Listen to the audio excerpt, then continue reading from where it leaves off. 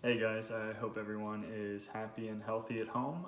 This month I wanted to tackle an issue that I think is being talked about a lot in terms of what's coming into the future, which is foreclosures. You'll kind of see this in a lot of different articles being posted around. Hopefully it's not scaring you too much, but I wanted to give some context on what that means for DFW, what that might mean for you. So the facts are this: right now there is 3.5 million homeowners in mortgage forbearance, meaning that they are withholding their payment on their mortgage for X number of months to make up those payments at a later date, usually due to lack of job, decrease in income, whatever it might be. So 3.5 million people nationwide.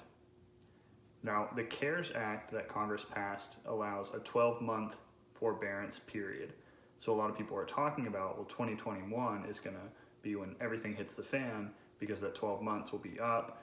All these people are going to be who are in forbearance are going to be foreclosed on, or the foreclosure process will start depending on how the state works. Maybe, maybe not. The forbearance rate has significantly dropped month to month over the past several months, so that's good to see. It's still a high number.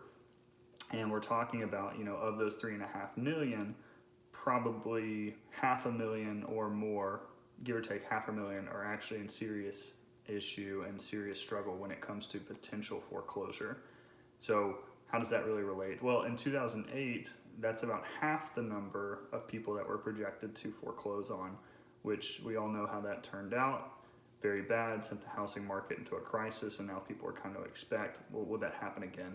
Now, in 2020, in the past several years, DFW in general, and across the country for the most part, but DFW in general has built up significant equity through significant appreciation year over year over year.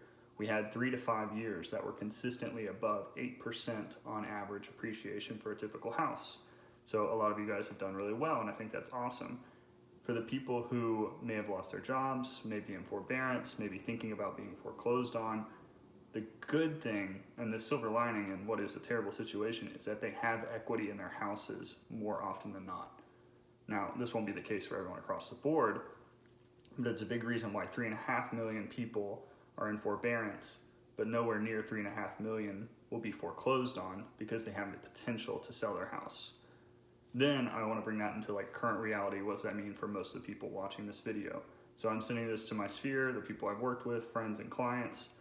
I'm hoping and praying that you are not in an issue of forbearance right now, or that you are not worried about foreclosure. If you are, please reach out to me or your lender so we can figure out a plan.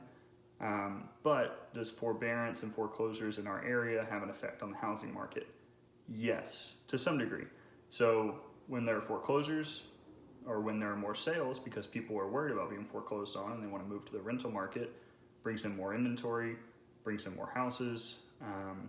That can sometimes decrease the price because an increase in supply with a substantial or significant decrease in demand will bring prices down, right? Will that happen? Maybe. We have to imagine right now we are at the lowest point in housing inventory in the past 5 years. So a correction in that with more houses would actually be a welcome thing. I think it's about time the market started to balance itself rather than the seller's market being way, way up and buyers just having to compete and compete and compete, because that's been tough. So will there be a correction? Yes, there will be, because there always is. Will it come from foreclosures? That can be a contributing factor. I think there will also be things like continued development in the outskirts of DFW. You'll see new housing development like you currently have, especially once material prices return to normal. And you'll start to see people get more confidence in selling their house as the year goes on, especially after the election. People will start to come back out of their houses again, feel more comfortable in trying to put their house on the market and pursue whatever they're looking for next. So I'm predicting in 2021 a little bit of a market correction.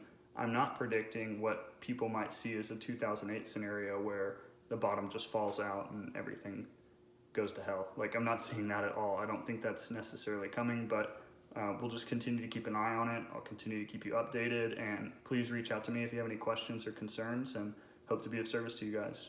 All right, have a good week.